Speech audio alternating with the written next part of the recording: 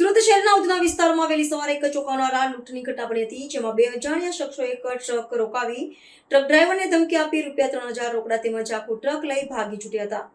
Police સૂત્રોના જણાવ્યા મુજબ ટ્રક ચાલક સવારે લગભગ 5:45 વાગે અશોક લેલન્ડ કંપનીનો ટ્રક લઈને ઉધના ભાટેથી પસાર થઈ રહ્યો હતો, ત્યારે અવધ કન્સ્ટ્રક્શન સામે આવેલ કેનાલ રોડ ઉપર બે અજાણ્યા શખ્સો ટ્રક સામે આવી ગયા અને તેને રોકાવ્યા અને બાદમાં બંને શખ્સો ડ્રાઈવર સાઈડથી કેબિનમાં ચડી ગયા।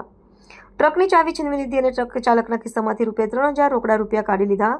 જ્યારે તેઓ મોબાઈલ પણ છીનવવાની કોશિશ કરી રહ્યા હતા, ત્યારે ડ્રાઈવર ટ્રકમાંથી નીચે ઉતરી ગયો હતો અને બંને શખ્સો ટ્રક લઈને સ્થળ પરથી નાસી છૂટ્યા હતા।